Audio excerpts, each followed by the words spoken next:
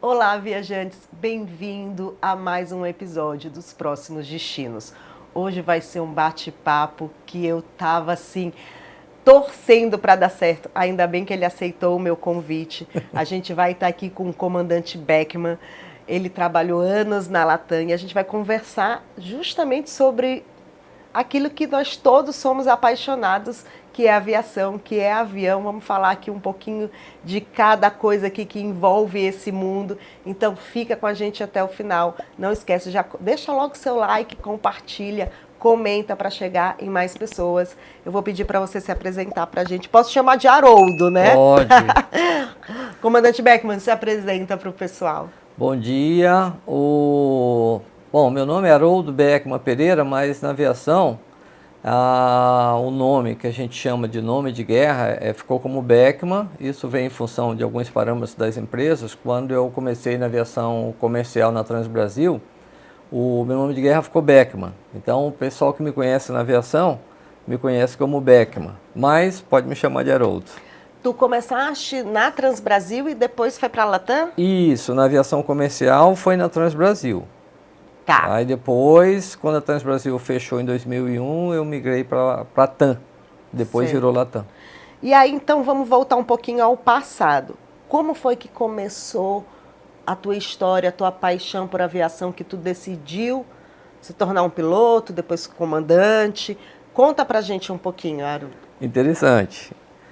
Bom, eu vou tentar fazer uma longa história Tá. numa parte mais curta. Porque, assim, a aviação é uma coisa fascinante, que ela fascina quase todo mundo, principalmente as crianças. E na época, porque a gente não tinha facilidade de internet, vídeos, visualizações, o meu pai levava a gente aos sábados e às vezes aos domingos no aeroporto Marechal Cunha Machado, o antigo aeroporto do Tirirical, para olhar os aviões. Era o programa. Era o programa de final de tarde, assim, nos domingos das famílias, de A a Z, né? Os que poderiam, Sim. os que podiam, né? Ia de carro, ia de ônibus, a gente ia de ônibus. E lá, na época, pousavam os DC-3 da Varig, da VASP, aí a aviação evoluiu, mais tarde tinha uns caravelhos da Cruzeiro do Sul. Aquilo era assim fantástico, fascinante. E ali eu acho que foi onde eu fui contaminado com Entendi. micróbio. E na sequência, juntando esse período, a família da minha mãe é de Pinheiro, da Baixada. E o meu pai mandava a gente passar as férias lá em Pinheiro, férias de final de ano e as férias de julho. E nessa época, tinha uma empresa de transporte que ela também deixou de existir, era a Paraense Transportes Aéreos, a PTA. Ela fazia uns voos saindo de São Luís até Manaus, saía daqui 6 horas da manhã, cheguei em Manaus 6 horas da tarde, e uma das escalas era Pinheiro. O dia que esses aviões... Pinheiro, aqui, Pinheiro. Era, fazia São Luís, Pinheiro, Cururupu, Carutapera, Bragança, Belém, Santarém, tinha mais uma outra cidade de Manaus. Peraí, gente, eu vou cortar, porque agora eu fiquei curiosa, porque Pinheiro e essas cidades que ele está falando são cidades pequenas do interior do Maranhão. Esse avião era era avião pequeno? Eram os DC-3. DC-3 dá mais uma correlação no avião.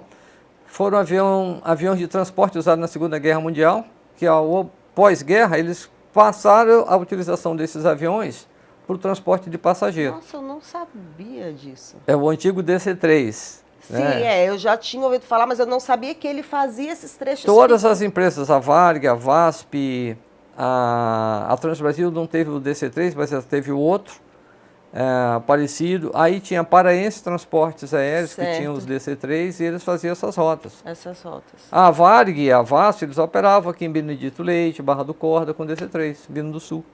Nossa. E eles iam para Pinheiro, Sim, na época, nessa rota que ia para Belém. Enfim, nesse período, o dia que esses aviões chegavam lá em Pinheiro era um evento para a cidade. E para os meninos mais ainda. E eu com meus coleguinhas lá da época, né? A gente corria para o aeroporto, já sabia o horário que ele ia pousar, e ficava escondido na cerca do aeroporto, dentro do mato, para olhar aquele DC-3 pousando. Eu achava aquilo assim a coisa mais fantástica do mundo. Disse assim, quando eu crescer eu vou ser piloto. Eu vou pilotar um avião desse. Nossa. E vou pousar nessa pista, aqui em Pinheiro. Uma parte aconteceu, a outra não aconteceu. Em relação a pousar um DC-3 em Pinheiro. Eu acabei voando um DC-3 um período da minha vida, mas foi fora do Brasil. E a pista de Pinheiro, que era um dos meus sonhos, quando eu tive a oportunidade de ir a Pinheiro, já não era mais a pista antiga, era a pista mais nova, que é na saída ali para Santa Helena. Mas enfim. E tinha os aviões pequenos também, do Chavante, Táxi Aéreos, que depois virou Cobras, do Táxi Aéreo Aliança e outros. Aquilo aumentou mais ainda o meu desejo de ser piloto. Muito bem. Só que eu não tinha posse. Era de família humilde e meu pai não podia me ajudar. Era só o extremo necessário. Mas como é que eu vou fazer para ser piloto? Eu tinha que estudar, meu pai incentivou todos nós a estudar, é acho que a maior herança que o pai pode deixar para o filho é a educação. E eu fui fazer faculdade de engenharia civil com o intuito, eu vou me formar, vou juntar dinheiro. Já? Vou juntar dinheiro para ser piloto. Eu não queria ser engenheiro. Entendi. E a oportunidade veio bem antes do que eu imaginava. Na metade do meu curso de engenharia civil, aqui na UEMA, eu tive a oportunidade de trabalhar numa empresa estrangeira de perfuração de petróleo, na época do contrato de risco. Tinha uma empresa maranhense que fazia o agenciamento das plataformas, a Armes e companhia, e eles estavam agenciando essa empresa americana e precisavam, na época, de um tradutor, intérprete, motorista, para trabalhar com os americanos. Certo. E para você casar as duas coisas era meio difícil. E o dono dessa empresa, que eu sou amigo dessa família até hoje, ele já é falecido, o seu Ernesto Flieger, o filho dele, Oswaldo, as irmãs de Oswaldo, são minhas amigas até hoje. Como eu já era amigo da família, ele sabia que eu falava inglês. Eu tinha estudado no IBEL, né? Isso era muito importante. Na época era assim, era um prêmio, você dominar uma língua estrangeira naquela época. Que foi o que me ajudou. Eu só vou abrir um parênteses. A minha carreira da aviação, obviamente, a minha dedicação, né, o meu esforço, a minha habilidade, mas eu devo o início da minha carreira diretamente a 3 pessoas. Ao seu Ernesto, né, que foi que proporcionou a oportunidade de eu trabalhar com esses americanos, o meu pai, que me incentivou a estudar inglês para eu poder passar no vestibular de engenharia, e minha mãe, que nunca deixou de me apoiar. Os 3 já são falecidos. Mas, em função dessa condição que eu tinha de falar inglês, eu fui trabalhar com esses americanos. Ganhando bem mais do que eu ganhava, como estagiário de engenharia civil, e aquela relação que a gente, né, todo rapaz da época humilde, né, como eu era lá, pobre, e a gente tinha que ralar para se virar, andar de ônibus, enfim. E na metade desse período que eu estava trabalhando com eles, veio mais uma parte importante de incentivo.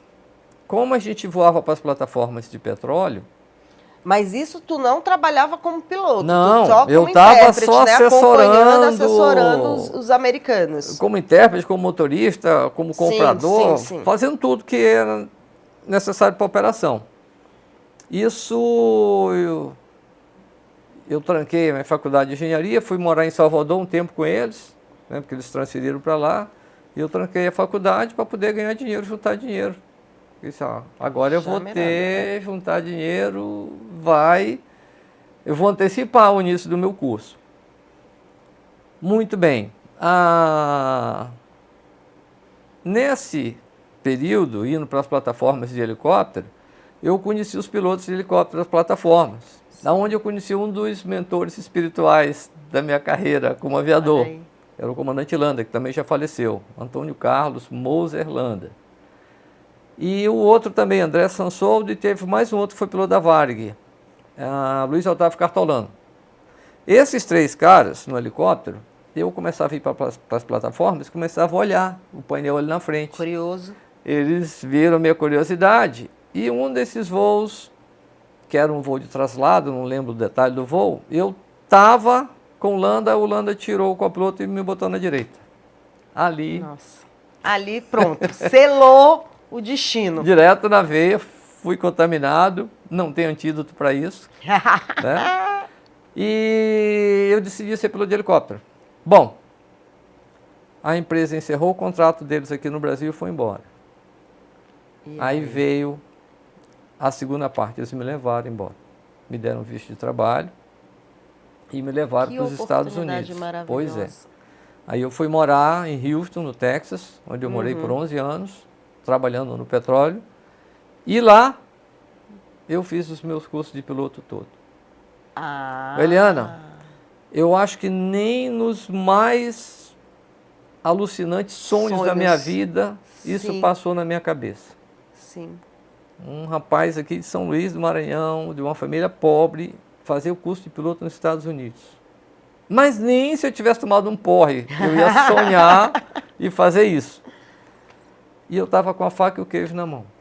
Que lindo. E eu não... Mas também isso, lógico, todas as oportunidades, mas tem aquela história do foco, né? Da determinação da pessoa. Isso. E quando isso aconteceu, eu não deixei passar nada de oportunidade. Me dediquei, estudei. Foi um período difícil na minha vida, porque eu trabalhava 15 dias nas plataformas e 15 dias que eu ficava em terra era estudando. Eu tirava um dia na semana para me divertir, que era um sábado à tarde, onde eu encontrava com alguns brasileiros para jogar bola. Eu jogava bola numa universidade lá em Houston, sempre gostei de bola. E era só. Então, eu praticamente, nessa minha juventude, eu não tive juventude. Eu passava 15 dias trabalhando nas plataformas e os 15 dias em terra estudando para tirar minhas carteiras de piloto, que era um curso caro, onde eu tirei cada centavo do meu bolso. Que é bancada, a pessoa tem que bancar, né? Não é barato, né? Principalmente lá nos Estados Unidos. Além do curso de piloto, eu tinha que me bancar. Sim. Né? E eu tive as oportunidades, mas toda a parte financeira saiu do meu bolso. Eu tive que pagar e paguei custo de helicóptero, custo de avião. E assim, eu me agarrei naquela oportunidade e disse assim, isso não vai dar errado, não vai dar errado e não deu errado. Graças a Deus.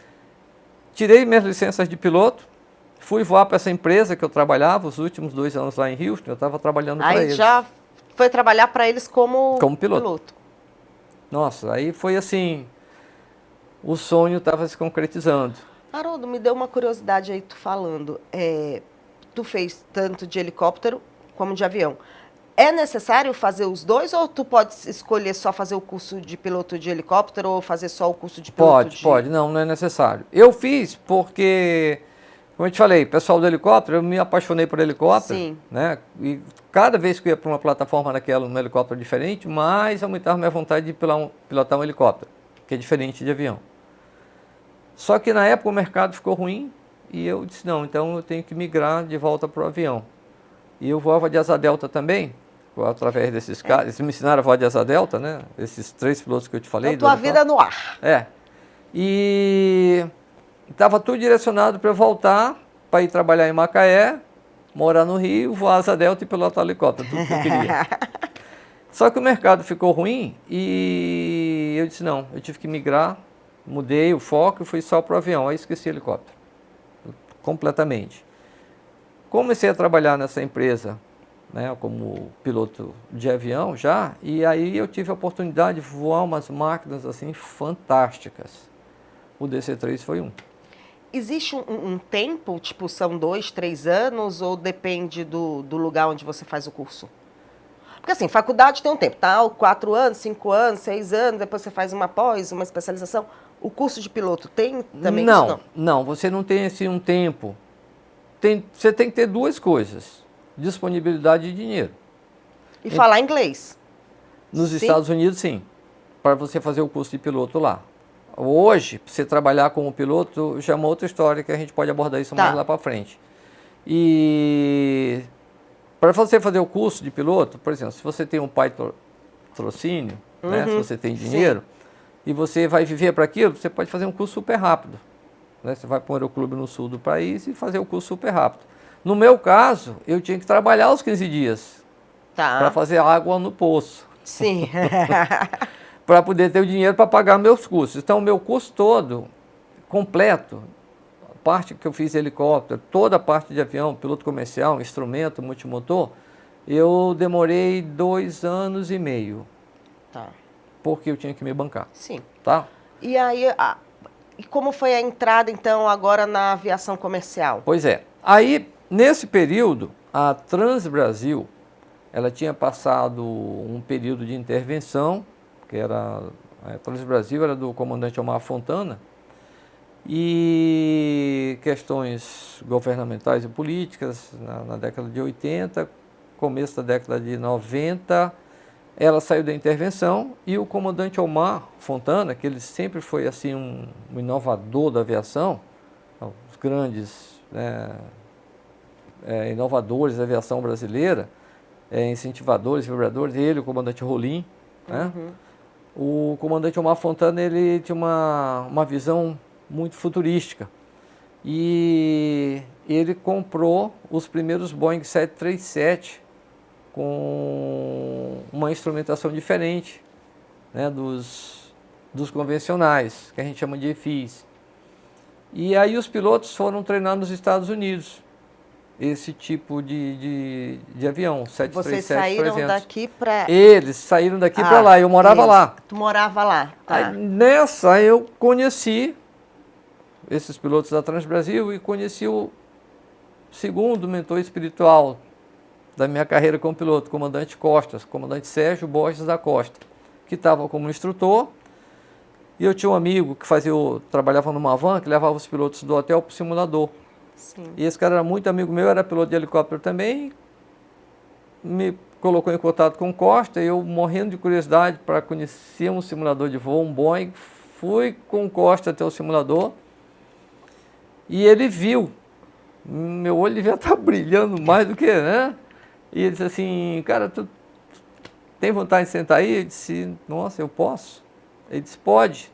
Todo humilde sentei no 737, num simulador. Aquela coisa assim, eu comecei a me achar naquele, o deslumbre foi passando e o piloto aflorou. Aflorou. Né? Aí eu disse, eu posso voar esse negócio? Aí ele disse, pode. Ele deixou eu voar o Boeing, eu decolei aquele simulador, mas parecia que eu estava voando o avião que eu voava. Estava bem em casa. Ele olhou para mim e disse assim, cara, tu não quer ir embora para o Brasil? Voar com a gente? Aí eu disse, isso é o meu sonho, que ainda vai ser realizado. Ele disse, não, está bem pertinho. Aí ele me convidou para vir fazer a prova na Transbrasil. Tá. Eu tinha feito uma prova na Varig em 1986 ou 87, ainda morando lá. Eu soube que ia ter uma prova na Varig. Alguns amigos da Varig me botaram no canal e eu fiz a prova, mas não passei. Na Varig em 86, eu acho, 87. E aí veio a oportunidade de fazer a prova na Transbrasil. Eu disse, agora eu tenho que me dedicar para passar nessa prova. Eu vim um pouquinho antes, fiquei no Rio de Janeiro, paguei uma escola. Era um rapaz que ele era despachante operacional de voo da Transbrasil, trabalhava numa escola para me dar aula de navegação, porque a navegação naquela época bem diferente da que é hoje. Hoje vocês têm instrumentos, tem tem computador. Né? Tem computador, né? Tem GPS, na época não tinha, né? Então era um negócio mais raiz. Sim. E as provas eram bem mais complexas, né? Não tinha os cálculos de navegação, não tinha múltiplas coisas. Você tem que fazer a navegação completa de um voo. Enfim, eu vim antes, peguei um professor particular, esse cara me ensinou, eu passei na prova da Transbrasil. E aí eu vim embora. Ao Brasil. Do nada, eu recebi um telefonema, olha, você foi aprovado. Eu estava me preparando para fazer um voo para Trinidade, que a gente fazia uns voos lá em Houston, a gente fazia Houston, Nova Orleans, Porto Rico, para abastecer e ia para Trinidade. Faltavam 3 dias para esse voo, eu recebi o telefonema da Transbrasil, que eu tinha sido aprovado e vim embora. Eu lembro, até hoje, eu não falei nada em casa, porque foi assim, deixei tudo lá para trás. Da mesma maneira como eu fui embora daqui para lá e deixei tudo para trás, eu vim embora e deixei tudo para trás lá. Depois eu voltei para resolver. E aí eu cheguei em São Paulo, depois que eu fiz correria danada. Cheguei no hotel à noite, muito cansado, liguei para minha mãe. Isso era novembro. Eu disse, mãe, estou aqui em São Paulo. Ela disse, você veio passar o Natal? Já? Aí eu disse, mãe, eu acho que eu vim passar o Natal, Ano Novo, Semana Santa. Que lindo. Eu vim embora. Ela, como assim? Foi o que aconteceu? Eu disse, depois eu te conto. Eu vim embora para voar. Comecei na Transbrasil. Quantos anos? Na Transbrasil foram 9 anos. 9 anos. Haroldo, qual foi o maior desafio? Qual é o maior desafio que tu acha que tem um piloto na aviação comercial? Olha, são vários, tá? Tá. Um desafio muito grande que ele passa despercebido pelos pilotos quando são mais novos é a família, né? E hoje a gente vê alguns pilotos que foram embora voar na Arábia Saudita, nos Emirados, nos Estados Unidos. Para o piloto, você tirou o avião do chão, tudo é horizonte. Tá. A família que fica no chão é que é diferente. Então, nesse momento da juventude, a gente não vê muito esse lado. Família é tudo, tá? Mulher, filho, pai, mãe, Sim. né? E esse é um desafio muito grande. O segundo desafio... Conciliar, né? Conciliar também. tudo isso que a gente não vê. O segundo desafio, esse desafio, a gente só vai ver da metade para o fim da vida, da carreira. É danado. Não tem uma preparação psicológica para isso. O segundo desafio de um piloto, esse também é danado, é quando você está já dentro da aviação, o teu sonho é voar numa linha aérea. Desculpa. Voar numa empresa de linha aérea, uma empresa comercial. Tá. Tá? Uma Azul, uma Gol, Sim. uma TAM. Na época, a porta era muito estreita. Então, aquilo era um desafio. Por isso, quando eu vim para a Transbrasil, eu disse, nossa, agora o meu sonho se concretizou. Eu entrei de copiloto, mas para mim, meu sonho já estava realizado. E todo mundo entra, vocês entram como copiloto, eu já ia te perguntar como é que é a carreira. A gente vai evoluir a carreira. Dependendo da demanda, tem até condições como a Latam no passado, ela contratou comandantes direto para a função de comandante, mas isso é uma particularidade do mercado, tá? Aí a Transbrasil fechou em 2001, eu fui para a Latam. Na Latam eu voei até 2022.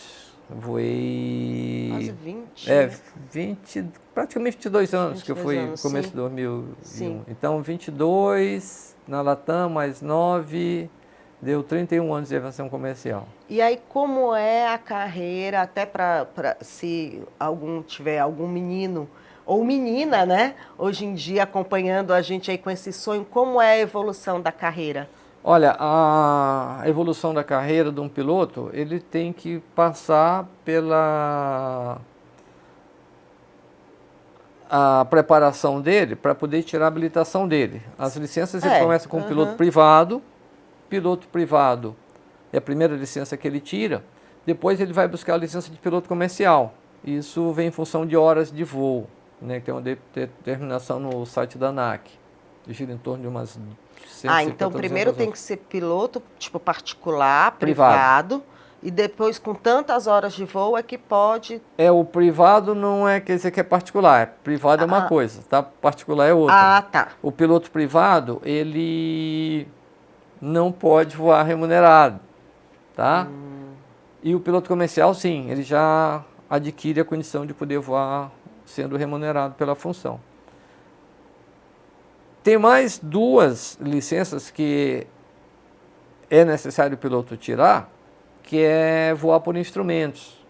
É o IFR que a gente chama. Então, ele tira o piloto privado. Quando ele está somando as horas dele para tirar a licença de piloto comercial, ele já aproveita essas horas fazendo o treinamento para voar por instrumentos. Explica para a gente. Voar por instrumento é assim, você, num voo visual, você tem total contato com o entorno, com o terreno, com o relevo. Quando você está numa condição meteorológica, você está voando dentro da nuvem, você não enxerga nada para fora, você tem que ter referência aos instrumentos. Você tem que saber conduzir aquele equipamento só com referência aos instrumentos. Com todos aqueles instrumentos que existem, aquilo ali que a gente olha, todos aqueles...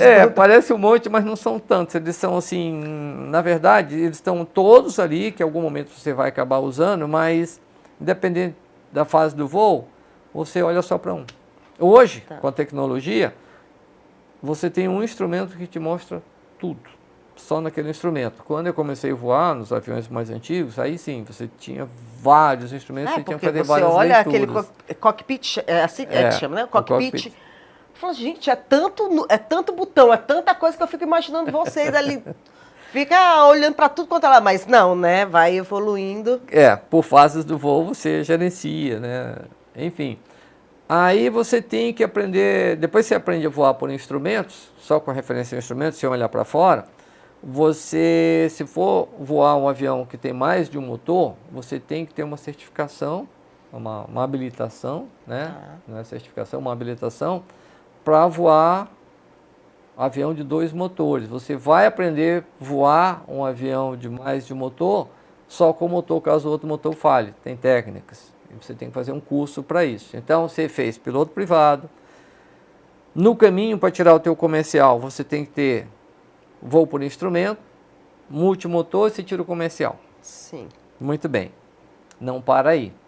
Aí você entra numa linha aérea, lá na frente da linha aérea, para você ser um comandante de uma linha aérea ou um comandante de um jato executivo transportando passageiros. O comandante é o cargo... Pode falar de cargo? Pode ser assim? Pode, é cargo. É o cargo maior, né? É cargo e função, né?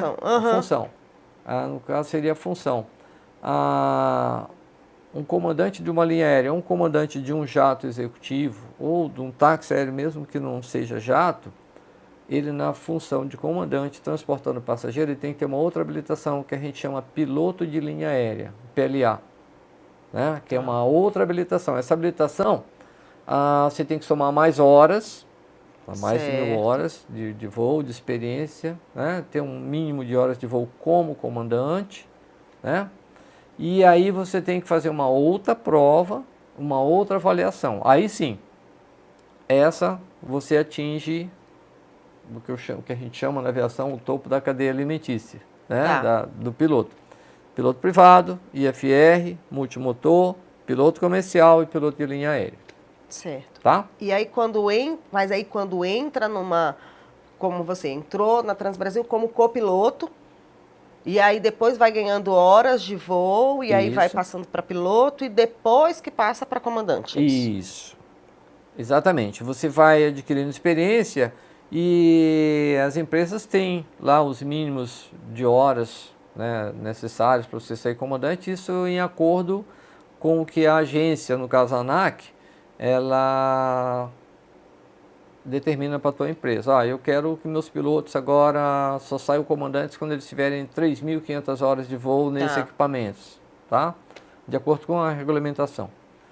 E, obviamente, você fica esperando vaga por demanda. No caso da Transbrasil, como era uma empresa pequena e que ela não cresceu muito, assim, ficou bem contida nos 737 e os 767, foi que eu voei, ela demorou, porque você tem que esperar alguns pilotos se aposentarem, ou a empresa cresce, ou o piloto se aposenta. Na TAM, a minha ascensão foi bem mais rápida. A TAM cresceu rápido, né? Eu entrei na TAM de copiloto ainda. Com toda a experiência que eu tinha, horas de voo que eu tinha, eu e os meus colegas da Transbrasil, alguns da VASP, a Varig ainda estava voando na época, com 4 anos, eu tinha que esperar 4 anos de copiloto na TAM. Eu entrei para voar o Fokker 100, voei o Fokker 100, depois voei o A330 de copiloto, e aí veio minha promoção para comandante. Mas eu já tinha todas as marcas, só que eu estava esperando que a empresa tivesse demanda para promover os copilotos para comandante. Tá. Me deu uma curiosidade agora. Por exemplo, a gente que viaja, nós somos os viajantes, né? A gente sempre tem 2, né? Na cabine, no cockpit, né? Um sempre necessariamente é um comandante e um piloto, ou é um piloto e um copiloto, ou não existe isso, depende da escala? Depende da escala. Normalmente, num voo normal, tipo assim, daqui para São Paulo, um voo desse, são 2 pilotos, um comandante e um copiloto. Sim. Pode acontecer de ter 2 comandantes, Tá. nunca 2 copilotos. Tem que ter sempre um comandante. Tem que sempre ter um comandante. Tá? Então lá na cabine sempre tem que ter 2, um comandante, um copiloto ou 2 comandantes. Eu vejo muito programa de aviação, adoro. Adoro, adoro, adoro, adoro. E tem um, né, que até é o Lito, e aí ele fala algumas coisas, e ele fala sempre de questão de CRM, de ter a conversa, que muitas coisas foram evitadas na aviação, quando se aprendeu a ter a conversa entre o comandante e o piloto, deles conseguirem conversar durante o voo, saberem o que estão fazendo, esse trabalho em equipe, né, que é tão importante. Para ti, na tua experiência, é isso mesmo? Existe a importância ou não? Ou o comandante, a palavra final? Como funciona isso? Então, o CRM foi uma ferramenta que desenvolveu ao lado do fator humano extremamente importante para a segurança do voo. A aviação comercial, transporte de passageiro, ela começou mesmo em peso no pós-guerra. Sim. Após a Segunda Guerra Mundial, foi onde ela criou o corpo. Antes já existia, né, mas ela não tinha aquele corpo que ela criou, a dimensão que ela atingiu, que ela criou no pós-guerra. A maioria dos pilotos da linha aérea, após 1945, eram pilotos oriundos da Força Aérea, ou do Exército, ou que tiveram em combate. E na hierarquia militar, né, na estrutura militar, tem hierarquia. Né? Quando tiraram esses pilotos para dentro dos aviões comerciais, essa hierarquia permaneceu. Bom, evolução de equipamentos, tecnologias, meteorologia, os problemas vieram acontecendo nos acidentes também. E aí, centros de pesquisa, a NASA foi um dos, assim, que ajudou bastante a evolução do fator humano na cabine. E outros centros, eles chegaram no consenso que alguns dos acidentes estavam acontecendo, né? Na verdade, eu vou abrir um parênteses, estavam terminando. A gente fala assim, aconteceu um acidente. Não, o acidente não aconteceu, ele terminou ali. O acidente acontece lá atrás. São uma série de fatores, uma série de fatores, né, que vão somando até chegar naquele ponto. Sim. Né, que a gente fala no jargão na aviação, a receita do bolo. O bolo está pronto, bota no forno, ele assa. E o fator humano na cabine, quando a gente fala de tripulação, são 2. Tem que ter como um acordo. E o pós-guerra, a gente até usa hoje também na aviação, um jargão, era o CRM de John Wayne, né, aqueles filmes de John Wayne, assim, né? Quem mandava era o comandante. Certo. E nós tivemos mais de um acidente, aqui no Brasil, não vou entrar nos detalhes, onde o que a gente chama de power distance, a distância entre o comandante e o copiloto, inibiu totalmente uma informação que o copiloto tinha para passar para o comandante, que poderia ter evitado alguns acidentes. E esse power distance, eu sou o comandante, os copilotos tinham medo de falar com os comandantes. É o CRM de John Wayne. Sim. Faça o que eu mando. De contradizer. E aí os caras tinham medo de falar. E aquilo, com o que eu te falei do período da guerra, um subalterno tinha medo de falar para um mais graduado que ele. Numa aviação comercial, isso tinha que deixar de existir. Então eles desenvolveram essa ferramenta humana que é o CRM, é o Cockpit Resource Management. Sim. Tá? É o gerenciamento do recurso humano na cabine de comando. E aí foram criados vários modelos de treinamentos onde entra o fator humano. Agora mesmo nós temos modelos de treinamentos técnicos operacionais. A Latam acho que foi a pioneira aqui no Brasil. Eu participei da implantação desse treinamento. Quando a LAN Chile migrou com a Latam, foi implantado um treinamento muito bom, efetivo para o fator humano, E isso aí, ele trouxe mais assim, inúmeras e infinitas melhorias para a segurança de voo no mundo. E está bem evoluído aqui no Brasil, graças a Deus. Nos Estados Unidos já existe há mais de 30 anos. Como eu te falei, a NASA, que utilizou várias ferramentas para treinar os astronautas, e isso tem que ter na cabine de comando. Tem que ter entendimento entre os dois e tem que ter consenso. Que bom. E aí, já a gente volta a falar sobre a questão de segurança de voo, que eu quero te fazer umas perguntas. Eu vou te contar um episódio que eu passei agora, da última vez que eu viajei. Muito engraçado, mas já eu chego. Mas deixa eu te perguntar uma coisa sobre a questão da rotina mesmo, da hora do embarque para os viajantes. Estou lá, cheguei, fiz meu check-in, já estou no aeroporto, vou entrar dentro do avião. E a gente olha assim, meu Deus do céu, isso aqui vai sair, como é que isso aqui vai levantar, né? Porque imagina, né? O avião, para sair do chão, vocês seguem vocês têm que fazer vários cheques, acredito que sim. Qual é o mais importante? É o avião estar bem abastecido? É o peso do avião? Tudo isso contribui para o avião subir? Eu estou falando bem leiga, tá? Não, claro, porque eu claro. sou leiga nesse mundo. Não, e essas perguntas são assim, interessantes e pertinentes, porque são perguntas que a gente recebe no voo, né? Hoje eu não estou mais voando, eu estou só dando instrução para os pilotos Sim. nos simuladores de voo. Eu parei de voar em 2022 na Latam, mas continuo como instrutor de voo numa empresa canadense que tem os simuladores que treinam, né? Onde as que treina justamente pessoas que queiram se tornar piloto? Não, lá não é uma escola de aviação, é um centro de treinamento. Ah, tá. É só para os pilotos que já estão na linha aérea, tá? Lá eles têm simulador de avião executivo do Feno, tem helicópteros, aí tem 320, 330, 777.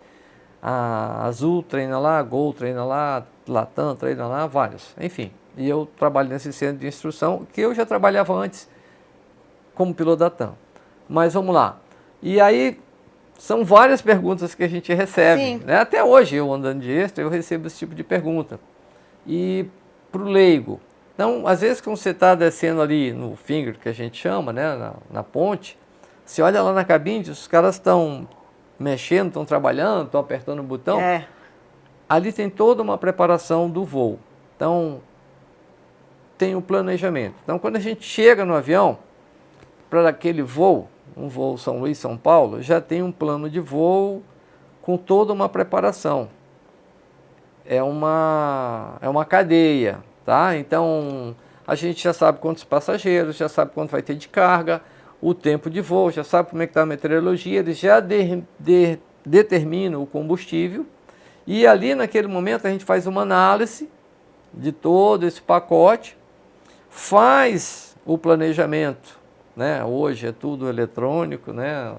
Diferente de quando eu comecei. A gente já prepara o voo da decolagem até o pouso, no sistema de navegação do avião. A gente usa o sistema do GPS, o inercial, enfim. Tudo pronto, a gente confere quando acaba o embarque. Os comissários vão até a cabine e falam: o embarque está encerrado, nós temos tantos passageiros a bordo. A gente faz uma conferência para saber se está exatamente com o que a gente recebeu. Feita essa conferência, a gente repassa os cálculos de peso e balanceamento e as velocidades que a gente precisa para decolar aquele avião. Então, o peso é importante para definir a velocidade para decolar? Totalmente. Tá? E aí vem, além do peso, as condições meteorológicas. Como é que está o vento, que a gente sempre decola com vento de proa. Vento de proa soprando o nariz do avião. Dentro das possibilidades. Vento contrário, né? Vento contrário ao avião, que a gente chama de vento de proa. Tá? Feito esse cálculo, hoje em dia, está tudo no iPad, está no computador do avião. Antigamente era na mão, fazia os cálculos nas nossas régulas de cálculos. Os antigos engenheiros de voo, os flights, que a gente chamava. Já devia ter aquelas cartas, né? Aí tinham cartas, enfim. Isso faz parte do passado. Uma curiosidade, assim, que deveria estar em algum museu, né, para no futuro alguém olhar e se assustar. Como é que esses caras voavam assim, né? E feito esse cálculo, está tudo pronto, a gente fecha a porta, comunica com o controle, né, lugares onde tem bastante movimento, a gente chama o controle de solo do aeroporto. Em lugares de pouco movimento só tem a torre, no caso São Luís, a gente só tem a torre, a gente fala para a torre, diz que está pronto, eles autorizam e a gente faz todo o procedimento. Deslocamento do avião, dá a partida nas turbinas, vê que está tudo ok, a gente libera o mecânico, ele sai e a gente inicia a nossa jornada para o voo. Os comissários fazem todo aquele briefing dele os equipamentos de segurança. Né? Eu vou até fazer um comentário aqui, abrir um parênteses, fazer um comentário muito interessante. Que a tua entrevista é excelente, pelas perguntas. E a título de curiosidade, para os passageiros, eu vejo isso direto. A grande maioria dos passageiros, quando os comissários estão fazendo os speeches deles sobre segurança do voo, eles estão de cabeça baixa olhando o celular ou lendo um livro. Porque isso eu já vi. Já viu 300 vezes. Deus o livre de ter necessidade de usar. Aquela máscara de oxigênio é uma. Porque aquela máscara, a demonstração que aqueles comissários fazem, você tem que puxar aquela máscara, porque aqui é mistura química gasosa, você tem que liberar um anel para ela poder ter a mistura. Então não é só pegar e colocar, se não você fizer tem que puxar para ativar o fluxo de oxigênio. Né? As saídas de emergência, por que tem que botar a bagagem de baixo, enfim. Tudo aquilo tem um porquê. E a maioria dos passageiros não presta atenção.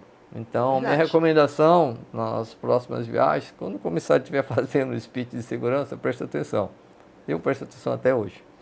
Já sei de cor e salteado. Mas vai que tem uma informação nova. Sim, porque as coisas uma mudam, né? Porque você aprende é uma saída, coisa, enfim. Então, recomendação, presta atenção no que os comissários falam, porque, na verdade, quando a gente fala comissário de voo, né, eles são técnicos de segurança de voo. Sim. Eles são treinados e retreinados para emergências. Um exemplo bem clássico é aquele problema que teve lá em Haneda, no Japão. Aquele A350. Que eles desembarcaram muito rápido as pessoas. Evacuação perfeita, obviamente, que ele entra, né, outros fatores culturais, cultura, né, de tudo. disciplina, é incrível, educação. Parece que a gente até brinca, meu Deus, o avião não vai embora não, gente. Mas o treinamento dos comissários é importante. Então, voltando ao voo, eles fazem um speech, está tudo ok, eles falam pra gente, ó, a cabine está ok. Ok. O que quer dizer isso? Todos estão sentados, cintos afivelados, poltrona na vertical e foram brifados caso haja uma situação de emergência. Feito isso, a gente está pronto para decolar, pega as últimas informações da torre, está alinhado na pista, a gente inicia a nossa decolagem. Aí você falou da velocidade, por que é importante para o leigo? Hoje está fácil de qualquer leigo, qualquer pessoa pegar essa informação que eu vou falar aqui para ti, é só botar no Google. Né? Sim. Mestre Google. Pai. E lá você vai ver por que o avião voa. Né? Princípio básico do passarinho. O passarinho voa porque tem asa. Né? E a sustentação está na asa. O Santos Dumont, o primeiro voo que ele fez, né? Lá no 14 bis, os Wright Brothers nos Estados Unidos, que era depois do Santos Dumont. Estudos e mais estudos e observações, a sustentação está na asa. Sim. Essa sustentação, ela vem através de uma diferença de pressão, que eu não vou me aprofundar no assunto, porque pode causar mais confusão na cabeça do que ajudar. O deslocamento da aeronave na pista contra o vento, com o aumento da velocidade, você aumenta essa diferença de pressão, você cria sustentação na asa. Da feita que você tem sustentação na asa, aquela caudazinha lá, que a gente tem o nosso profundor, ele é uma superfície aerodinâmica que você simplesmente vai baixar a cauda e suspende o nariz do avião, com a velocidade que você já tem, ele sai voando. Dali para frente. Aí você tem que diminuir o arrasto do avião, para tornar ele mais liso. Você tem que recolher o trem, recolher os flaps e atingir a tua velocidade de cruzeiro e ir embora. Certo. É bem simples. simples. É os 10... Super simples. Aí eu vou fazer a pergunta, porque eu estou indo numa viagem, né? Então, na minha cabeça, eu estou aqui, saindo daqui de São Luís. Então, eu vou te fazendo as perguntas até a gente pousar lá em São Paulo. Claro. os 10 primeiros, dizem que é os 10, 15 primeiros minutos que são mais importantes da decolagem e do pouso. É verdade ou é mito? É verdade. Assim, toda a fase do voo é importante, né? Aí a gente entra no que seria a fase crítica, onde é assim a maior concentração do treinamento do piloto. É na decolagem. Por quê? Numa decolagem, você está com o avião carregado de combustível, você está pesado, e quando você sai do chão, você está com pouca velocidade ainda. Velocidade nos aviões maiores, nos jatos, a gente traduz como energia. Né? Tá. Então você tem pouca energia ainda naquele avião, o avião está pesado e você está muito perto do chão. Ou seja, se algo acontece numa decolagem, aqui logo após a decolagem, para você voltar para aquele aeroporto, você tem que ter muito cuidado, saber como é que você vai voltar, para você não entrar numa situação mais crítica, né? Você está perto do chão, com pouca velocidade, cheio de combustível. Muito bem. Você falou 10 minutos, mais ou menos. Então, não, por que 10 minutos? Porque esses 10 minutos você já subiu bastante, você já está numa altitude mais ou menos confortável, que se algo acontecer, você tem altitude para voltar para o aeroporto. Tá? Então, passou 5, 10 minutos, eu já estou mais alto, eu já estou mais veloz, eu tenho mais tempo para lidar com problemas caso eles aconteçam. Então, realmente, a decolagem é a fase mais crítica do voo. E aí, a minha pergunta para ti, vocês falam sempre, né? Que às vezes a gente não consegue entender, você sabe que a gente não consegue entender às vezes o que vocês falam, né? Atingiu a 10 mil pés, né? É 10 mil pés que fala, a tripulação atingiu 10 mil pés, e aí o cinto, às vezes o sinal do cinto sabe, a pessoa pode ficar em pé, pode ir ao banheiro e tudo. Por que nessa altitude Olha, então, isso aí, isso tem de empresa para empresa. Tá? Algumas empresas, elas estabeleceram um padrão de 10 mil pés, que é aproximadamente 3 mil metros. Ali, esses 10 mil pés são várias coisas, o que a gente chama de cockpit stereo, para que a gente não tenha interferência no cockpit, uma chamada de comissários, a não ser que seja uma emergência. Entendi. Porque essa é a fase crítica do voo. Sim, que tu acabou de explicar. Além dessa explicação que eu acabei de te dar em relação ao peso, à energia do avião, você quando voa em espaço aéreo mais congestionado, no caso de São Paulo, Congonhas, Guarulhos, Nova York, Paris, esse período de 10 minutos você está dentro do congestionamento do espaço aéreo daquele aeroporto. Tá. Então ali os pilotos têm que estar mais concentrados. Então as interferências têm que ser deixadas de lado. Ele entra, uma das funções daquele 10 mil pés é para que a gente tenha aquele cockpit stereo e não tenha interferência. Tá? A outra é que não tem a menor necessidade, a não ser que você tenha uma contingência, né, médica, de usar o toalete, não tem a menor necessidade de você se levantar para ir no toalete logo após a decolagem. Você pode ter uma manobra brusca, você pode ter uma meteorologia, enfim. Até 10 mil pés, fica quieto, fica sentado, depois que soltar o cinto. Por vezes, eles até determinam assim, olha, tripulação 10 mil pés, mas não desliga o cinto. Ou seja, a tripulação já sabe que ela pode se comunicar com a cabine livremente. Tá, mas ainda não está seguro. Mas ele não está confortável para liberar o cinto para os passageiros e a própria tripulação se deslocar dentro do avião. Certo. Tá? E aí, durante o voo, o comandante é quem manda mesmo no negócio? Olha, isso é regulamentação, tá? Tá. A regulamentação brasileira... É o chefe, né? O piloto em comando tem que ter um piloto em comando daquele voo. As decisões finais são sempre dele. Então, assim, não é que ele mande no voo. Ele é o responsável pelo voo. Obviamente que para ele tomar uma decisão, isso dependendo do nível de experiência dele, de vivência dele, e até treinamento, ele tem uma equipe trabalhando com ele. Então ele tem que ouvir a equipe para tomar aquela decisão, mas a decisão final é dele. Sim. Então ele tem todos os poderes para decidir o que ele bem achar que deva ser feito. A não ser que o copiloto veja que ele está incapacitado, né, psicologicamente ou fisiologicamente, e o copiloto assuma o lugar dele. Mas aí o copiloto tem que assumir o lugar dele, que eu digo, assuma a função de comandante. Tá. Não é que ele vai sair dali para voar aqui, tá? Mas se o copiloto determinar que ele está incapacitado por qualquer motivo, o copiloto pode assumir a função de comandante, mas ele tem que declarar a emergência. Tá. Ele não pode simplesmente assumir. Fora isso, o comandante tem a palavra final.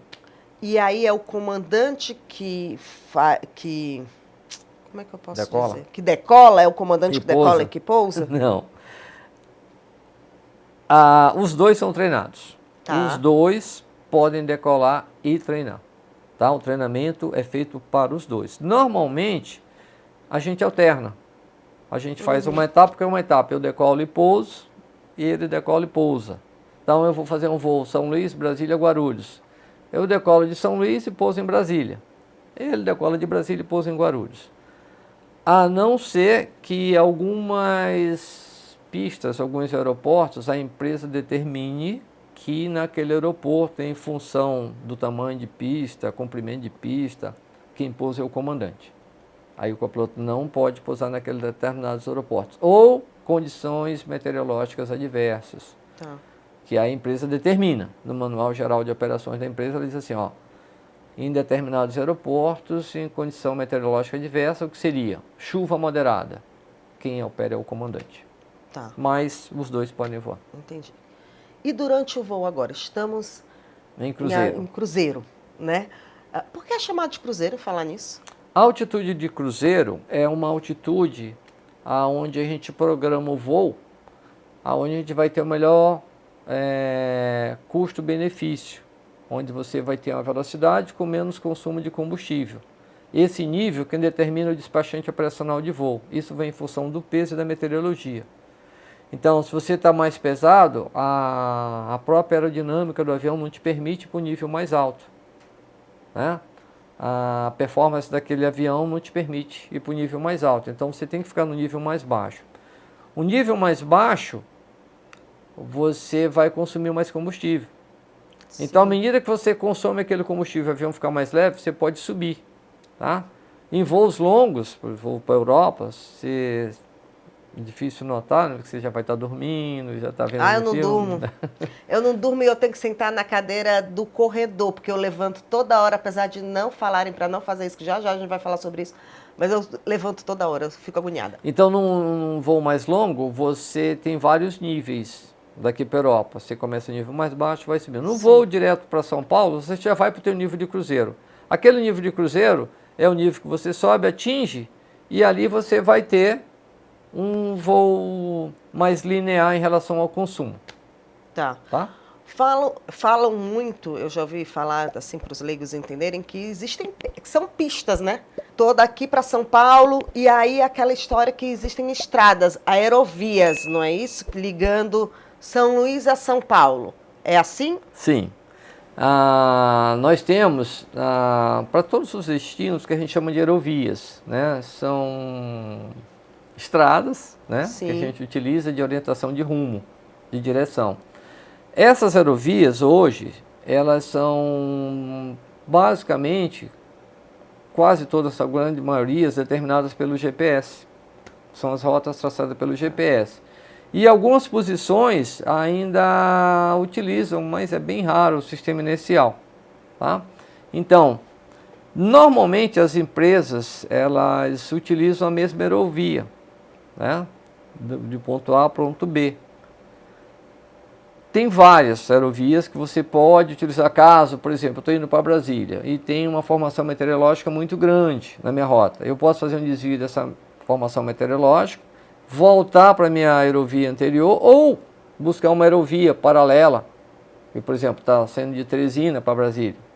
e posso pegar aquela nova aerovia, desde que eu entre como um acordo com o Centro de Controle Operacional e ele me autorize. Porque aí há uma mudança de plano de voo. Então, o teu plano de voo, quando você recebe, ele já tem as aerovias que você vai utilizar naquele trajeto. Que, antigamente, era feito de uma forma diferente. E aí vem a curiosidade de alguns passageiros. Como é que vocês faziam antes do GPS? Antes do GPS, a gente tinha instrumentos no solo, que a gente chamava de VOR e NDBs, não vou entrar nesse mérito, eram aparelhos que ficavam no solo, que eles emitiam ondas eletromagnéticas. E a gente tinha um aparelho no avião que a gente pegava essas ondas e determinava o curso. Tinha uma agulhinha, que a gente tinha que seguir aquela agulha. E aí, quando você perdia o alcance desse aqui, você já tinha que ter um outro lá na frente, você pegar lá a frequência dele e seguir no teu rumo. Era uma navegação Bem-vinda à tecnologia. Era bem mais capciosa, porque você tinha que fazer correção para o vento, era como a gente fala hoje, era uma aviação bem raiz. Que evoluiu, e hoje, essa aviação que a gente tem hoje, essa navegação que a gente tem hoje, ela é bem mais segura. Bem mais segura, né? E em função da curiosidade dos aparelhos, só que tem que ter um treinamento para isso.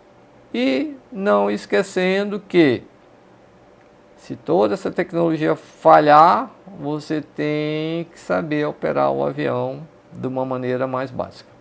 E aí vem a minha duas perguntas logo durante o meu voo. Durante o meu voo, piloto automático, que sempre o piloto automático vai ser ligado? Sempre. Você até pode voar com ele inoperante. Te restringe algumas aproximações. Mas esse não é o recomendado na linha aérea. Por que ele é tão importante? O piloto automático, a evolução do piloto automático nos aviões, o que seria um piloto automático? O piloto automático é um conjunto de computadores que recebe informações de vários aparelhos do avião e ele te mantém o avião naquela rota projetada. Tá? Sim. Ele é importantíssimo porque ele tira a carga de trabalho do piloto. Ou seja, ele cuida de todo o voo, o piloto só gerencia, principalmente numa situação de pane. Entendi. Porque o piloto, com o piloto automático, ele numa condição de pane, onde essa pane ainda te permite utilizar o piloto automático, ele se concentra em gerenciar e resolver o problema que ele está tendo. Ao passo que se ele tiver que voar e gerenciar a situação, a carga de trabalho dele aumenta. Entendi. Que é que normalmente quando a gente, no começo da nossa aviação, eu, graças a Deus, me considero um piloto afortunado, que eu voei 31 anos na linha aérea, com mais uns 4 ou 5 fora, eu nunca tive uma pane grave. Eu até ia te fazer essa pergunta. Graças a Deus. Tive panes leves. Mas eu tenho relatos de pilotos que passaram por situações adversas e alguns deles, não na aviação comercial, na aviação executiva de táxi aéreo, onde eles não tinham piloto automático. Eles tinham que voar o avião, lidar o problema que eles estavam tendo, navegar, comunicar, aquilo, a carga de trabalho vai... E psicológico também, porque você está levando, né? Eu não sei se está certo esse jargão, eu já ouvi falar também que vocês não falam pessoas, vocês falam almas, não sei se isso é verdade ou não, também se é mito. Nos Estados Unidos eles usam muito, eles perguntam how many souls you got on board. Quantas almas, né? São várias pessoas, são várias vidas, né? Eu imagino o peso. Pesa isso para vocês? Ou já depois já fica automático? Isso aí fica no automático. Já fica no automático, né? Tanto faz você ter 10 como 220 atrás, o problema tá na mesma intensidade na tua cabeça. Intensidade. E aí, durante o voo, qual é a recomendação que tu passa para o viajante? Não faça isso, gente. Isso não é legal de fazer durante o voo. Não faça isso, não faça isso. Tá. Para o passageiro? Para o passageiro. Tá. Uma recomendação muito importante. Já falou que no solo é prestar atenção nos comissários de bordo, porque eles são treinados para poder resolver para segurança e a gente tem que entender. Do voo. E assim, Deus o livre guarde, você se encontrar numa situação de emergência, olha o exemplo do Japão. Sim, Que a gente além até da comentou. disciplina, né, do povo japonês, eu acho que o fator preponderante ali para o êxito daquela operação foi seguir rigorosamente a instrução deles, dos Isso. comissários. Sim. Né? Tipo assim, não pegue sua bagagem. Não pega. Ah, eu tenho a minha vida ali dentro. Não, tua vida está aqui. Teu Sim. coração, tua cabeça. Teu laptop não é a tua vida. Tu vai conseguir outro laptop. Sim. Sai e deixa tudo aí. Tá? Uma recomendação que eu vejo, assim, até falei para minha esposa, agora nos voos, agora há pouco, que a gente fez um voo para o exterior, é muito comum você olhar o passageiro num voo longo, principalmente ele tira o cinto de segurança. Não façam isso. Deixe o cinto de segurança afivelado a todo momento que você estiver sentado. Às vezes a gente tem o que a gente chama de turbulência de céu claro. Essa turbulência de céu claro, pelo fato de você não ter formação meteorológica para o radar pegar, a gente não pega. A gente só sabe quando um já passou dentro dela. Que ele reporta e avisa o centro de controle. E aí o centro de controle... E hoje já tem tecnologias dos grandes centros meteorológicos, que eles às vezes vêm o deslocamento da corrente, principalmente lá no sul, quem vem do Chile. Eles já sabem que você tem uma região ali, você tem deslocamento, né, de vento, de massa. Quer dizer, ou seja, o céu está clarinho, não tem nuvem. E você nuvem, pode entrar numa dessa. Então, se você está numa área onde o centro meteorológico não é tão avançado e ninguém passou antes para viver a experiência e passar para você, você pode entrar numa situação dessa sem ser avisado. Sim. E a ocorrência é instantânea. Se você estiver sentado com o seu cinto desafivelado, a chance de você bater a cabeça no teto é grande. Entendi. Então, a minha recomendação para o passageiro, toda vez que você estiver sentado, afivele seu cinto de segurança. Voos longos, a cada 1 ou 2 horas, dê uma caminhada no avião. É o que eu faço. Observando, obviamente, se pode. sua consciência, se o cinto não está ligado, se você não vai causar nenhum transtorno para o outro. É ruim, por isso que eu tento sempre ficar na cadeira. Tem gente que não levanta, tem gente que senta em voo, sobe, dorme e apaga. Eu não durmo, não é por medo, porque eu não tenho medo de voo. Eu não durmo porque eu acho incômodo, enfim, eu não consigo dormir em voo, a não ser que eu tome um vinhozinho, relaxe, aí eu durmo. Claro. Mas se isso não acontecer, eu não durmo. E eu gosto de levantar. Às vezes eu fico em pé, perto da minha cadeira, aí eu me alongo inteira, aí depois eu sento e coloco o cinto de novo. É isso aí. Essas 2 recomendações básicas, tá? Tá. Ok, estamos lá durante o voo. Turbulência derruba avião? A pergunta que não quer calar. Olha, não, normalmente não. Nesses aviões grandes, dentro do contexto, ela pode causar um acidente, tá? Mas no contexto geral, não. Sim. Ela não derruba, ela assusta. Mesmo porque essas máquinas, principalmente as máquinas mais novas, elas são projetadas, né, com um fator de segurança bem elevado, onde você pode encontrar uma situação de turbulência adversa, mais forte, e ele não vai causar risco de acidente no avião. Mas pode acontecer, se você tiver uma fadiga de material, que aí foge, né, do controle. Não é do só controle. uma coisa, como tu falou, é uma receita de bolo. São várias coisas Isso. Aí você não tem como, né, fazem as inspeções, está tudo normal, mas a fadiga de material, né? Tá. O teu celular pode cair 3 vezes no chão e não quebrar. O meu caiu uma vez e quebrou. Entendi. Estava fadigado o material. Então, uma turbulência, normalmente ela não derruba, ela assusta. Agora, se você tiver uma fadiga de material ou se você pegar uma situação de turbulência perto de uma montanha, né, tipo indo para o Chile ou indo para o Peru, você passa na cordilheira, né, lá no Pirineus, você pegar uma turbulência próximo a uma montanha, pode ser que aquele downdraft te jogue até um contato com o solo. Então, turbulência, assim, derrubar o avião lá em cima numa turbulência, não. Aí, a minha pergunta para ti é justamente essa. O clima, então, é o fator decisivo?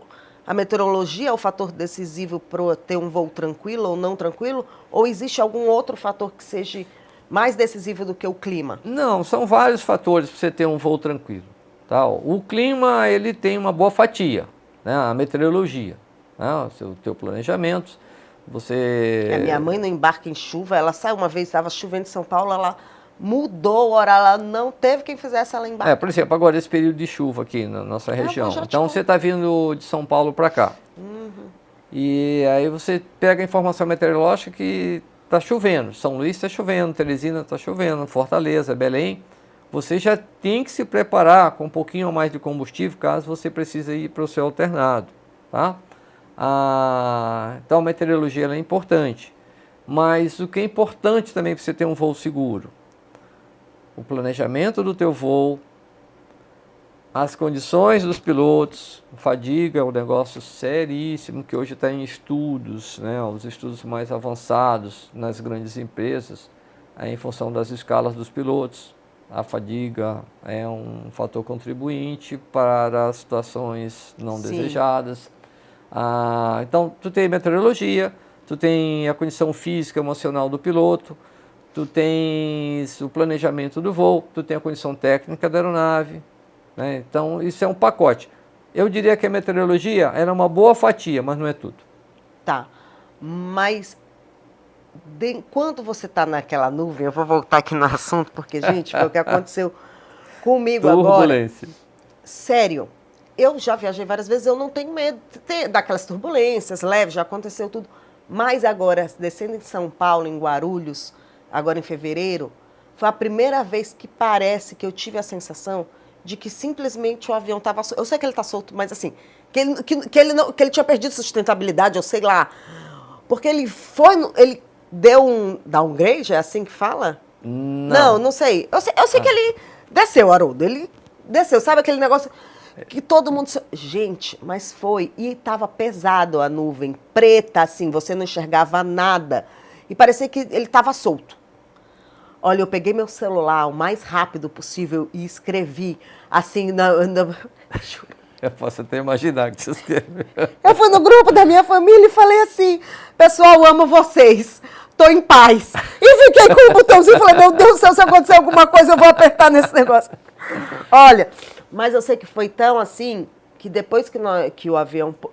E o avião pousou de uma forma que eu nunca tinha visto. Parece que ele pousou de lado, parece que ele bateu uma roda e depois bateu outra. Pode acontecer. E o aeroporto fechou.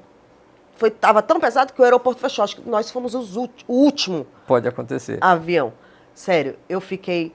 Meu Deus do céu, pode não derrubar, mas que foi a primeira vez que eu fiquei com medo. Assusta. Às vezes assusta até a gente, né? Obviamente que hoje a tecnologia está tão avançada e os radares desses aviões, eles são de alto nível que tem como você evitar, acho que 95%.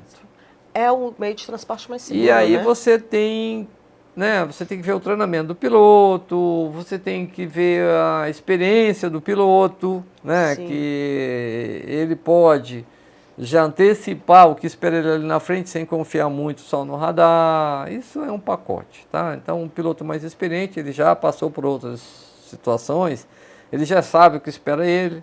Talvez o piloto mais novo, ele vai confiar só no equipamento. E aí, por isso que precisa da outra pessoa, E né? aí, os dois, porque ali tem uma... Sim. Né, você faz uma... Você troca informações. Aí o que é que acontece? Você passa numa formação dessa, são correntes de ar que elas estão se deslocando dentro da formação, né? A formação ela está cheia de energia, né?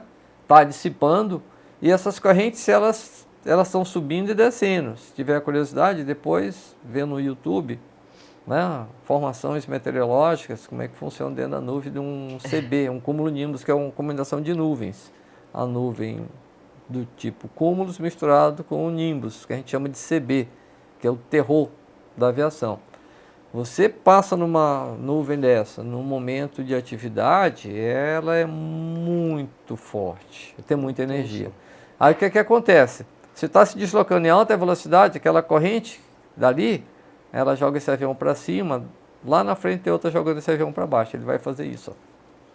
Aí nessa hora que ele sobe, que ele volta, que parece que perdeu sustentação. Isso, Não. é isso aí mesmo. Ele não perdeu sustentação, ele continua se deslocando, porque se ele perder sustentação ele cai. Né? Mas esse deslocamento para cima e para baixo, isso pode acontecer nas montanhas, as ondas orográficas das montanhas também, ali perto do Chile é danado. Eu fiz voos para Santiago, em épocas passadas, que a gente tem uma rota que a gente passa por cima de Mendonça. Sim. Né? Sai da Argentina ali, Mendonça, e atravessa direto. Mas tem uma época onde você tem diferenças altimétricas entre Santiago e Mendonça, que a atividade na cordilheira está grande dessas ondas. Aí você não pode passar para ali, você tem que ir lá embaixo, dar a volta e vir por trás da cordilheira. Você aproxima o Chile pelo sul. Para evitar, porque se você passa também nessa parte da cordilheira, você pode ter... Mas isso tudo veio com treinamento, né? Com capacitação de vocês. Isso, o planejamento da empresa, essa empresa determina para a gente as rotas. Porque, como eu te falei, hoje a gente já tem toda essa tecnologia que a gente pode prever isso. Na época daqueles pioneiros, sim, da Varig, da Pané, da Real do Brasil, que os caras falaram para aqui, são os heróis. Porque eles não tinham essa informação em loco como a gente tem hoje. Com certeza. Né?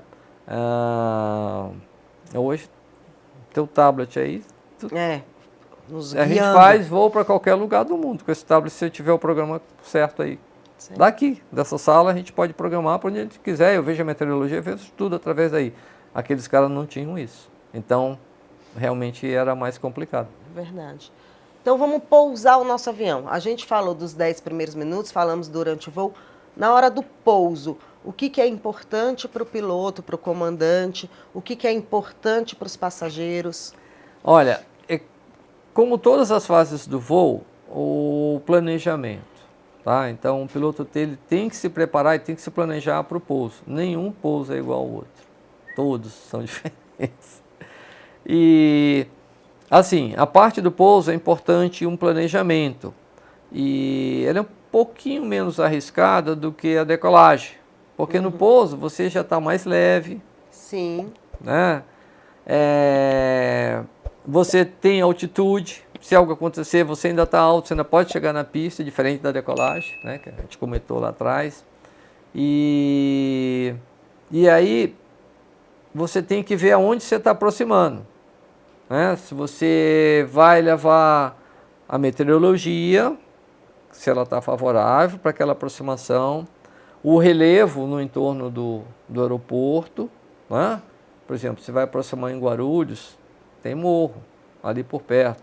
Né? Tivemos acidentes lá, fatalidade dos mamonas assassinos. No dia que aconteceu isso, eu pousei em São Paulo, sabia? Eu estava voando naquele dia, eu pousei antes, eu voava na Transbrasil, voava um 767 da Transbrasil, eu pousei 5 horas da tarde naquele dia. O acidente foi depois. Mas enfim, aí você tem um relevo, né? A Cidade do México, ali é enjoado, é cheio de morro em volta daquele aeroporto. Então tem a meteorologia, tem um relevo, as condições da pista, se você tem uma pista boa, se a pista é curta, exemplo, Congonhas, né? A pista é muito boa, o relevo, o entorno ali, não vou entrar nos méritos da questão. Nós temos pistas curtas no Brasil, Santos Dumont, São José do Rio Preto, Ilhéus. Então você tem que ver meteorologia, fundamental, primeira coisa que a gente se importa, se está chovendo, se tem vento, relevo, condições da pista, tipo de procedimento que você vai fazer. A gente faz todo um briefing disso aí lá em cima antes de descer. Então, vai iniciar a descida, esse briefing tem que estar feito. Aí a gente leva em consideração as ameaças. Quais são as ameaças que você considera? Infelizmente, ainda no Brasil, na nossa cidade aqui, é danado pássaros na aproximação. Pois é, né? Urubus. Aquilo é danado, principalmente na decolagem. Mas eu acho que é no mundo inteiro, porque a gente vê vários acidentes aí. O mundo inteiro tem esse problema. Eu chamo de acidentes intercorrência. Por exemplo, o caso do Sullivan, lá na migração dos pássaros em Nova York. Tá? Só que aquilo é um período migratório. Aqui nós temos constantemente na cabeceira da pista não vou entrar no mérito da questão, tá? Problemas operacionais. Que poderiam ser ajeitados. Poderiam, tá? Bom, vamos falar da aviação. Esse é um problema político, deixa de lado. Outro problema terrível que nós temos no Brasil também, que eu também não vou entrar no mérito da questão. Lá em São Paulo e no Rio de Janeiro é perigosíssimo balão junino. Sim. Eu já passei situações isso, já falaram, apertadas, né? eu decolando de Guarulhos. É mesmo? Na época, normalmente em julho, onde você tem as noites mais frias, aquele balão ele aquece e o ar quente sobe, né? As noites mais frias, onde amanhece o dia claro, limpo, são os piores dias. Porque eles soltam aqueles balões, aquilo é um risco para a aviação. Eu não sei, para te falar com toda sinceridade, eu não sei como nós não tivemos um acidente no Brasil ainda. Já era para ter acontecido. É um crime, na verdade, e as pessoas sabem disso, é divulgado, a televisão, os jornais, todo mundo fala do perigo, e é incrível como as pessoas não olham um outro, né? Aquele é um crime, eu acho que as leis deveriam ser bem mais rígidas, mas não vamos entrar no mérito da questão em termos de rigidez de leis e de interesses de autoridades, mas aquele é um crime, aquele é perigoso. Rio de Janeiro e São Paulo. E os passageiros? Eles precisam estar sentados realmente, com o cinto? Por que a poltrona também tem que estar... Aquela questão da poltrona, que eu vejo alguns passageiros reclamar, aquilo ali a pessoa vai estar num sono tão bom. Aí mas tem que levantar a poltrona e guardar a mesinha. Aquilo ali é mais uma das chaves que contribui no momento da segurança caso de uma evacuação. Tá, entendi. Porque, por exemplo, se você se imaginar, você está na janela de um corredor e esse passageiro do corredor da fileira da sua frente está com a poltrona riada. Na hora de uma evacuação, Deus o livre guarde, eu só fui treinado e vi vídeos, mas, por exemplo, o caso do Japão. Né? Agora mesmo, nós tivemos um caso no Canadá, o avião aproximando na neve. Não foi aquele que capotou? Isso. Eles ficaram vários, né, de cabeça para baixo, esse foi o mais recente agora, estava aproximando na neve. E o passageiro estava de cabeça para baixo, ele teve que soltar o cinto, cair e sair. E você imagina, aqui estava tudo escuro. Apaga tudo ali, né? Sim. Você já está atordoado com a situação. Você escapou, está vivo, né? E aí o passageiro do corredor está com a poltrona riada. Você não vai conseguir sair dali. Você vai engatar naquela poltrona, e na hora que você engata, você vai atrapalhar os outros. Então, por isso é que as poltronas têm que estar todas na posição vertical para não atrapalhar. A bagagem tem que ser colocada embaixo da poltrona para você não tropeçar na hora de sair. Porque você não faz uma evacuação assim, com luz, conversando. Né? Aquele já está escuro, pânico. Às vezes você tem fumaça a bordo, tem fogo. Entendi. Às vezes você está machucado, está ferido. Então é essencial, tudo isso vem, né, de uma construção. E mais a minha recomendação, sigam rigorosamente a instrução dos comissários de voo. Esse pessoal é treinado e retreinado para orientá-los em caso de uma evacuação. Vou te fazer uma pergunta de curiosidade também agora, Haroldo. Por que celular não pode ligar, tem que desligar celular e os aparelhos eletrônicos tanto na chegada, principalmente na chegada, na saída e durante o voo manter em modo avião? Bom, tudo bem que lá em cima não vai funcionar. Eu vou te falar, né, responder a tua pergunta e vou te dar um parâmetro. Tá? Logo que foi implantados os aparelhos celulares, até hoje a gente ainda tem algumas normas de segurança, tipo no posto de gasolina. Quando você está abastecendo teu carro, desliga teu celular. Tá? A gente não sabe qual é o efeito da transmissão de uma onda. Isso tudo é onda eletromagnética. Sim. Você está falando com um cara que está propagando através da onda. O perigo num posto de gasolina, mas não é a gasolina, é o vapor da gasolina, que aquele vapor está no ar. Às vezes essa onda eletromagnética, ela, não sei, na propagação dela, em contato com algum metal, ela pode causar um acidente e puf, já foi, né?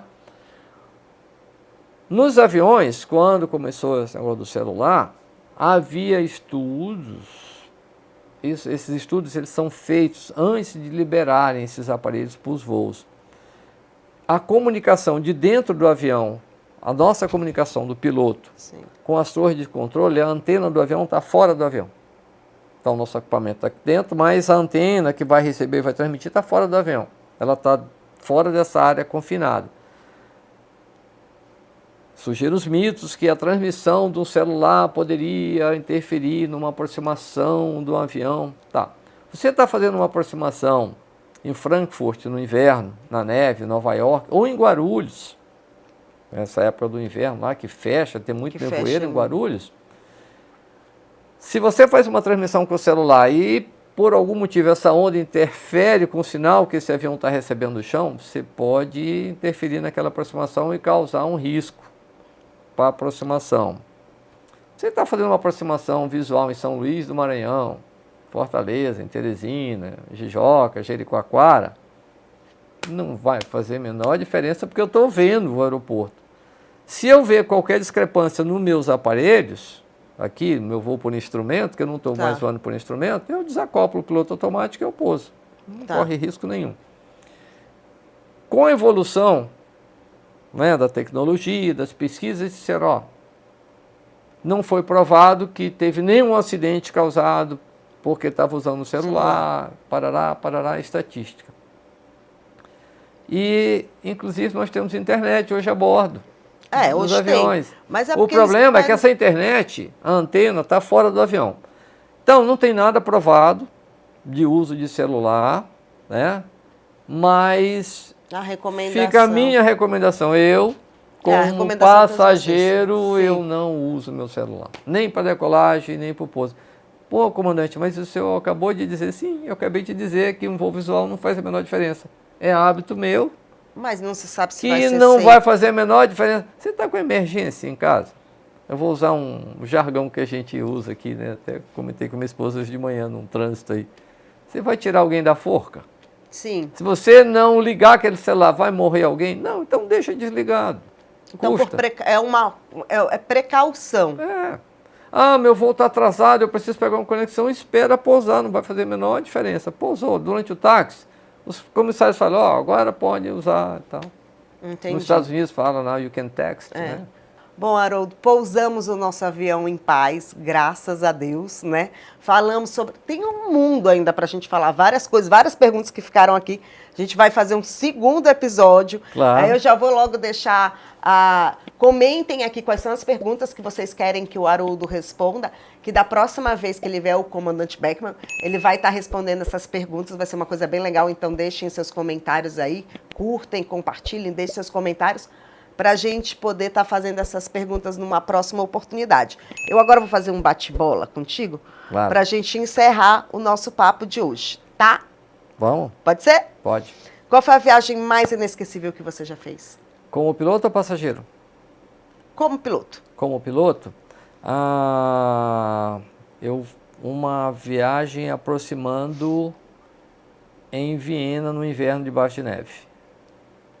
Foram várias, tá? Mas assim, Sim. Essa foi uma das mais marcantes. E uma outra em Nova York também, no período de neve. Mas por quê? Por causa do perigo, da tensão? Porque ali você vai no teu limite. No limite do conhecimento, da habilidade do piloto e da confiança na máquina. É bem desafiante. Não que assusta, não que tive medo, mas aquilo foi um desafio. Essas foram marcantes. Ai, deu vontade de estar nesse avião. O que não pode faltar na bagagem de um piloto? Olha, hoje... São vários períodos, tá? Hoje eu acho que um piloto não pode sair para fazer um celular. Porque ele recebe tudo. Sim. O plano de voo está ali, a informação meteorológica está ali, está tudo ali. A habilitação técnica dele está ali. Em épocas passadas, o que é que não podia faltar para um piloto? A carteira de piloto dele. Se a ANAC chegasse, né? O que mais não podia faltar para um piloto? Uma lanterna. Né? Isso tinha que estar na minha bagagem quando eu comecei a voar nos Estados Unidos. Eu tinha lanterna, eu tinha um canivete, uma série de outros equipamentos de primeira necessidade, que hoje tem tudo no avião. E o mais importante para um piloto hoje é ter o celular dele no bolso. É ter o celular dele no bolso. Agora, como passageiro, qual foi o destino que você já viajou e que já te surpreendeu? Como passageiro, olha, eu tive 2 destinos assim, bem interessantes.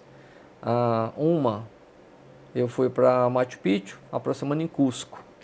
Foi bem interessante. E o último foi esse ano agora, que a minha esposa foi correr a Maratona de Tóquio. Sim. E eu fui com ela, a gente aproximando de Haneda. E eu pude, assim, com a tecnologia, eu pude ver o pouso do avião através da câmera do avião. Um Airbus A350-900. Assim, foi fantástico. Tem saudade?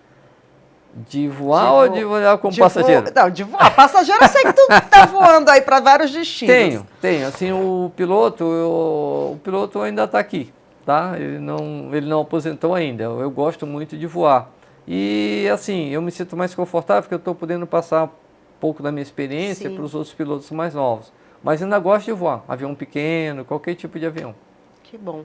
Haroldo, muito obrigada por ter aceito o meu convite de coração mesmo. Foi muito bacana. De nada. E, assim, só para encerrar, toda aquela minha história no começo, eu quero só abrir um parênteses, sim. Nada disso teria acontecido se eu não tivesse tido, como eu falei, o apoio do meu pai, seu Haroldo, do seu Ernesto Fliga, que me deu a oportunidade de trabalhar nessa empresa, da minha mãe, dos meus amigos da aviação e da minha família. Né, que meus irmãos, quando eu fui para os Estados Unidos, era uma incerteza, eu não sabia se ia dar certo. Eu fiz dar certo, mas eu sabia que se não tivesse dado certo e eu tivesse que voltar para o Brasil, eu tinha lá na casa de cada um deles. Me apoiaram até o fim. E, obviamente, da minha esposa, que não é uma função, não é uma tarefa fácil ser esposa de piloto. A gente não conversou sobre isso aqui, é uma das coisas também que não deve ser. E a minha esposa que me apoia até hoje, né, com as dificuldades. Obviamente que eu não estou mais direto na linha, mas ela sempre me apoiou e isso é muito importante na cabeça do piloto. Porque a vida de vocês é como se fosse... não é, obviamente vocês não têm 2 casas, mas não deixa a casa física, onde está a família de vocês, o apoio de vocês, e a casa avião de vocês. Isso, é uma vida diferente, tá? Então, fica o meu agradecimento a eles, meus pais, o seu Ernesto, todos os meus irmãos e minha esposa, os meus amigos, que eu citei o nome de alguns aqui, tem outros que eu tive na aviação, isso basicamente o mais importante. Tive um americano assim muito importante na minha vida, o comandante Al Maxwell, ele deve estar hoje com 86 anos, voa um avião da Segunda Guerra ainda, em shows aéreos. Foi um cara assim fantástico na minha formação como piloto. Fico à tua disposição, o papo foi agradabilíssimo. Obrigada, a gente vai marcar um outro, com certeza. E eu sei que o horário, assim, a gente acaba extrapolando, porque a aviação é um assunto... Não tem como, a gente vai falando e vai puxando uma coisa, vai puxando outra, e a gente fica, meu Deus do céu, pra te ver, o roteiro, eu não consegui nem chegar nem na metade do roteiro, porque tem muitas perguntas ainda para fazer, mas com certeza a gente vai marcar um outro dia. Com certeza. Obrigada, viu, gente? Agradeço. E vocês, muito obrigada por terem acompanhado até agora. Não esqueçam de deixar o seu like, de compartilhar e fiquem com a gente nos próximos destinos.